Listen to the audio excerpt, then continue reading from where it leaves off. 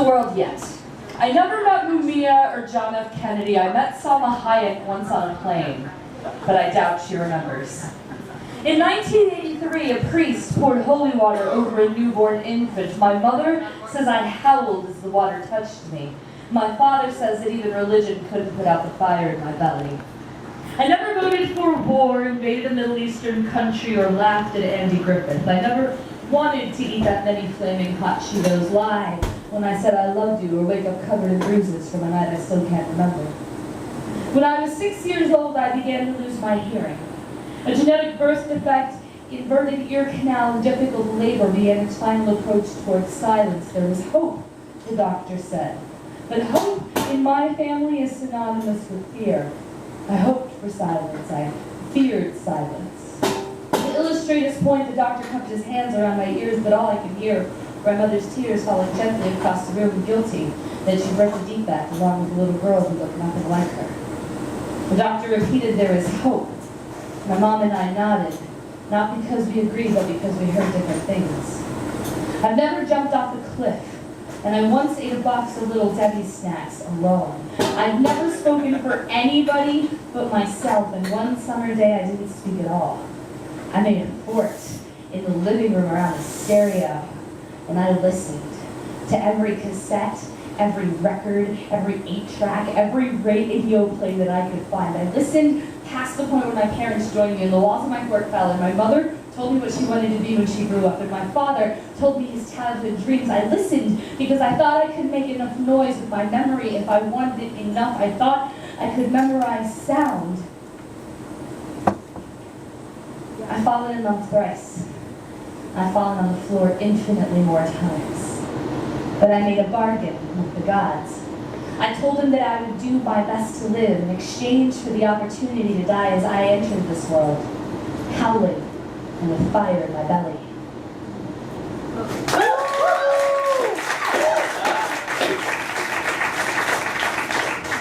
Hi, my name's Adriana. I do poems. I'm gonna do poems for you. I got 30 minutes. I'm gonna use all of them. I'm gonna try to talk little and give you more poems. But that might not always hold true because I like talking too. Haha, you never know. Alright, this is called a Simile Like You, and this is about feelings. We drive along a highway in Indiana, snow on the ground, sunglassed and pure like a Tuesday. And inside my head there's a swelling, inside my head shit's about to burst. And there's a crisis on the left, a woman plowed into the pink clay, a child forgotten for 7 hours at soccer. A fat man screamed like a feathered snake, coated in salt like a tracked mark, seconds before we all slide up half-burnt anyway. Like my eyebrows are fire, and my lashes small fans, and your eyes, baby, smell like kindling. So what I'm trying to say is that my facial hair has depreciated. My left ventricle's been remodeled, my esophagus got new locks, and my gizzard turned into pie, because nobody makes pie sleep on the couch. And I like you. Like bananas in underwear. Like television on my skin before breakfast. Like you bought me scissors and a dotted line showed me how destruction meant order. How sweet fruit, when crushed, can't recover, but it always tastes better broken. Like monkeys watching us at the zoo, like butter on a pine tree, like a museum when you kick it, like a smile on a bitch, we're improbable.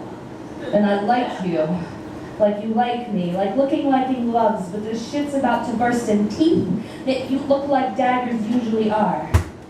But I kissed you anyway, and told you I believed in astrology, so you'd give me a moon, settling for a lunar pod, because hell, the economy is shit. And Indiana's looking more and more like my life than any other wasteland these days. So you were naked and I laughed at you. Called you my little goat monster. But that's just because beauty is fucking hilarious. Like talking to a face on a magazine or an advertisement for liquid joy. But what I meant to say is that you look like all the Happy Meals I wanted as a child. Like feather, rope, and glue, like a computer underwater, like sanity and ketchup, like everything else so familiar and impossible and real. Like blood, like sandwiches, like a blind bird sculpted, like sand, like my heart in your breaking hands. And one day it'll be us, two human beings with belly fat and a keen sense of humor actually walking away. Like two flirting chassis passing one another on a highway in Indiana. And for a second, the disco funk dance track will skip and my voice as I sing along will hit the one note that makes me thirsty like a Bloody Mary for you. And when I look over, you'll be gone. And I'll wonder if you existed, if you stepped out for fuel and a stretch, your plates clattering as the landscape consumed you like all the roads we've traveled do. Maybe the ship burst.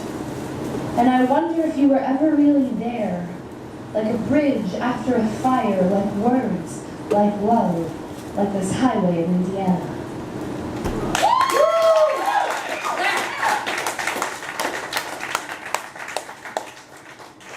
How to punch someone without getting hurt.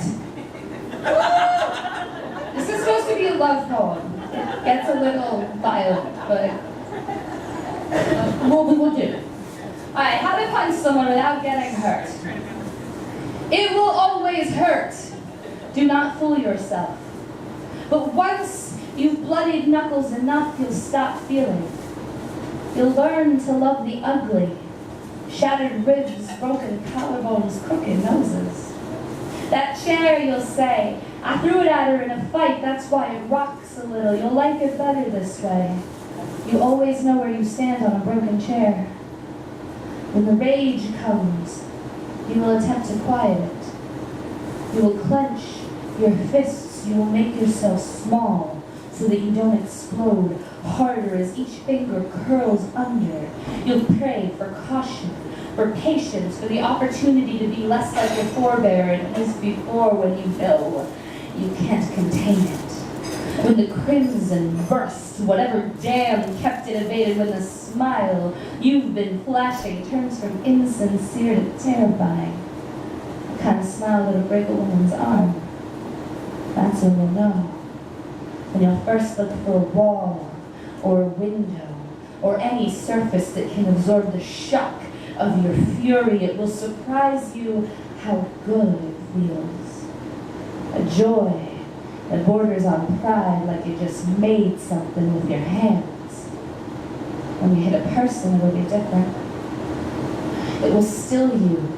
How much more pliant flesh is than a punching bag, how much easier skin cracks than leather, how much harder bones are than wood, how long you can tornado before you suffocate in marrow. You will regret, you will beg, you will promise, but if you don't, what will you feel?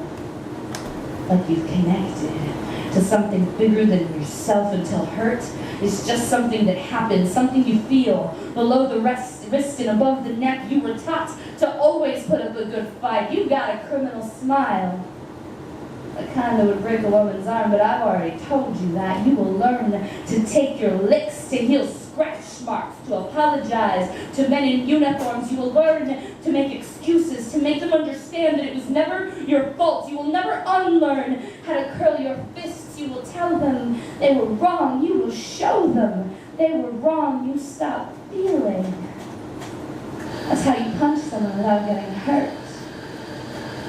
I love you so much, I could hit you over and over again as you tornado back our crooked little dance until bruises fuse our skin, until ugly is all that we feel, all that we are.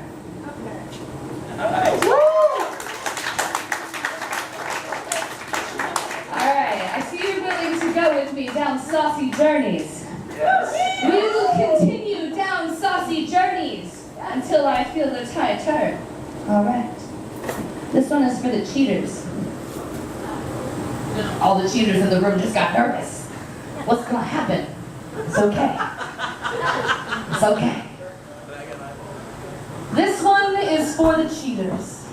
The midnight lovers, the ignored text messages, the promises each morning. You've learned to love like crib sheets. Game genius, you got an ace up your sleeve. The rules don't apply to you, yet you're ducking in cars down low, disguising your voice on the phone, pretending those flowers arrived by mistake, but to sneak out back entryways, know the weight of your foot on the fire escape, and pretend that you only kissed once, and besides, it never really counted. You were both so drunk. Who knows what transpired? You tell yourself, it'll only happen once. No one will know. You lie so well, you've almost convinced yourself you're honest. This one is for the cheaters, for the motel owners who depend on you, the concierge who is known for his discretion, the Wall Street housewife and her alimony, because what is adultery anyway? And what does thou shalt not commit really mean? I did not have sexual relations with that woman. That depends on what you mean by relations, and sexual, and woman. Not to mention the deep repercussions of the definitive I. Perhaps you've just got different philosophies about this. I believe that love should be free. I believe that love is between a man and a woman, or a man and a man, a woman and a woman, and another woman and a man. What I mean to say is that it's just a whole, baby. It's not the person I love. I love you. This one is for the cheaters. For you and me. For those of us who were taught to love in a fucked up, damaged way and only know how to love others in a fucked up, damaged way. To see your spouse, your girl, your boy, your parent, your sister, your brother, your friend, anyone you've ever known or cared for. To know what it's like to be on the receiving end and not stop. To know that you hurt a person and you can't be trusted and you deceive and that you've led a secret life and that you've lied so much you've forgotten what it means to be honest, to look someone in the face.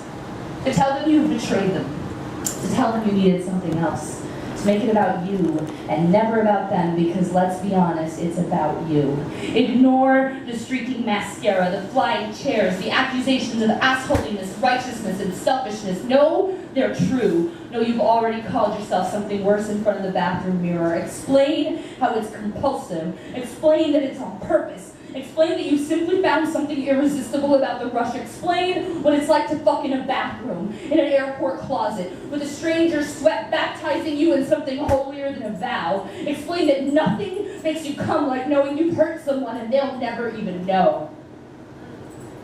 But this one's for the cheaters. May we fuck until our genitals fall off. May we kiss strangers and come home to loving arms. May we shut down parts of ourselves in order to love again and again and again and die knowing that we never loved enough. Woo! Yeah!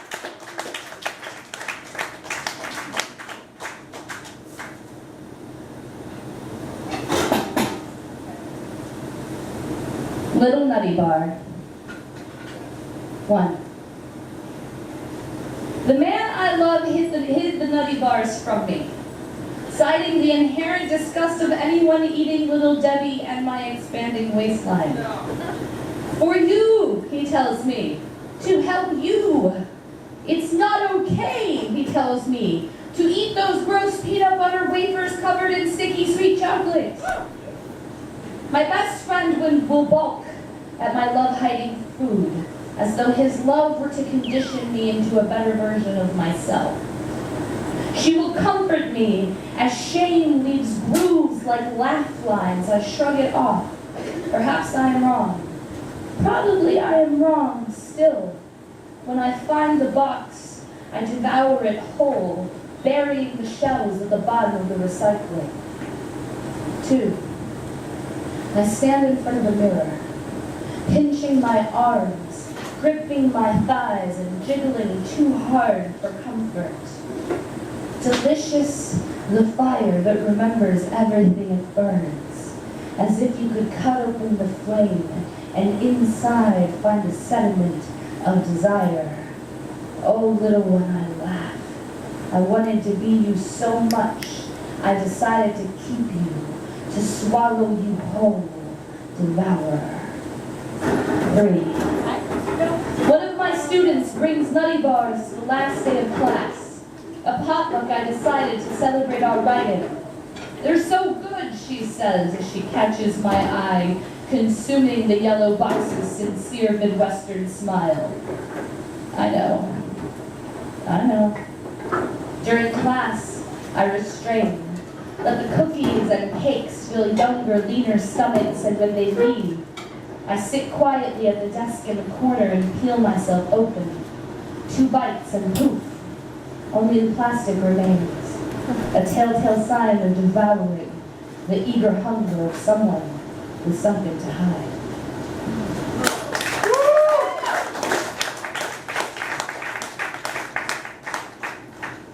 In a similar vein of awkward humiliations. Things I wish weren't true, number 1.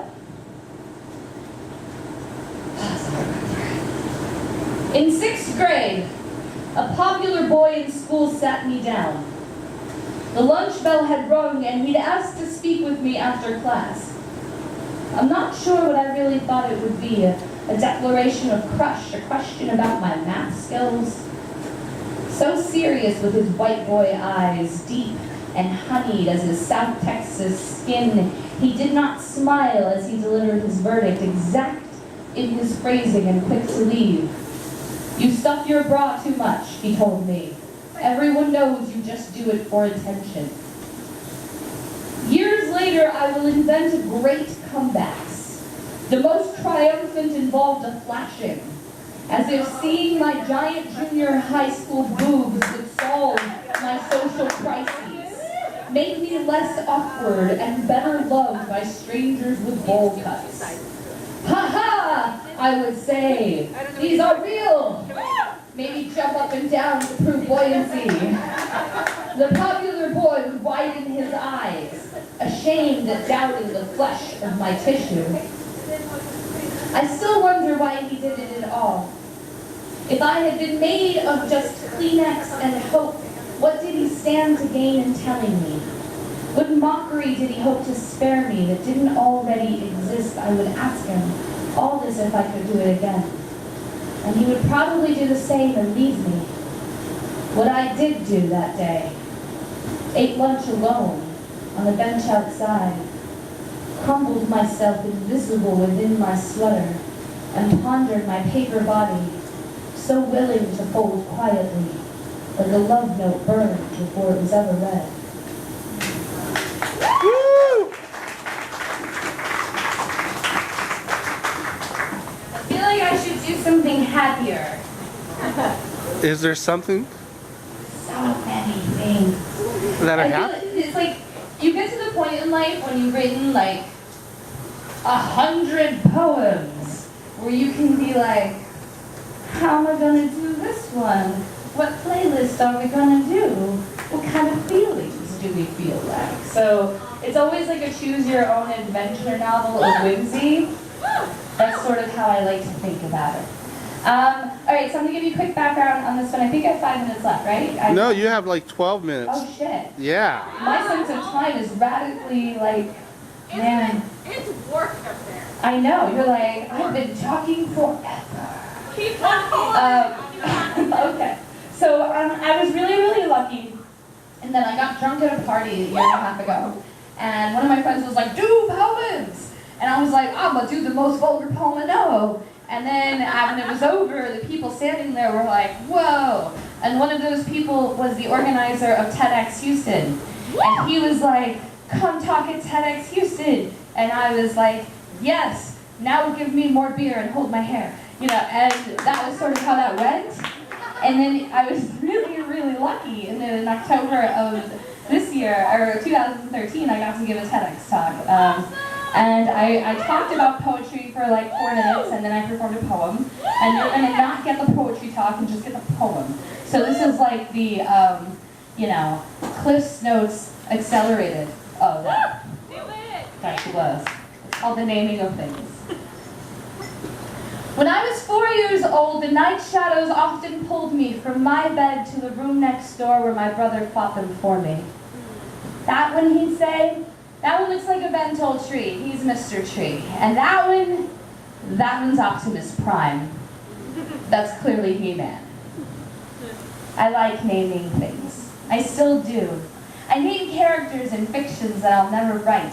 Henrietta, Cornelius, I name clouds and stars. I love the names that some already have. Sirius, Stratocumulus, Ursa, viruses and bacteria, despots and revolutionaries, Staphylococcus, Ebola, Idi Amin. The scientific names of extinct animals, Rufus cucullatus, that's the dodo bird. I love the name of streets and old men. Mellon Terrace, Humphrey McClintock. My boyfriends will freak when I name our potential children, as do friends, colleagues, and strangers I meet in line at the post office. I have names for all my impossible offspring. If I had a baby with the state of Texas, I would name him Wesley, because Wesley, Texas has an awesome ring to it. My brother's not around anymore. I like to name the reasons why, fate and circumstance, but I name him loss instead. I've lost many things. I name that abandonment, carelessness, fear. I name long nights' loneliness and sad nights' pity. I name the bags under my eyes and the curve of my belly insecurity. I have called myself lazy, scared, afraid. I have written these names in an imaginary baptismal book that I wear around my neck, albatross. I have bathed the letters in holy water, weighed each consonant and called myself aware, yet it's easy to see bleak and downtrodden. So I decided to prove that the pages of my book look more like an etch-a-sketch than stone, that I can rename those suckers. That uncertainty can become promise. Abandonment can be called transition. Pity, self-reflection, insecurity, simply an abundance of raw material from which I get to carve myself anew. Scared is also growth. Fear is living. Loneliness, learning. I want to rename my friends as life support machines. But that sounds cold and sterile. So I named them Nates because they mostly look like pirates. I want to take the space in my heart where loss lives and rename it memory. Call it the story of me. I want to name my heartaches after hurricanes. This is Heartache Nimrod, level 5 idiot. No. I want to call it metaphor. To know there is a bridge, a muscle that links two ideas like you and me, and redefines them as us. I want to get mixed up in that metaphor and merged, recataloged, revamped, resampled. My brother told me names were powerful and should be used wisely. That was all there was to it, to let go of everything that was wrong. And so tonight, I named myself Ambition. And I rename all y'all, daydreamers and lovers and wishers and alive. If I had a baby with a future, I would name her Adventure. I would name her Possibility. I would name her after all of us.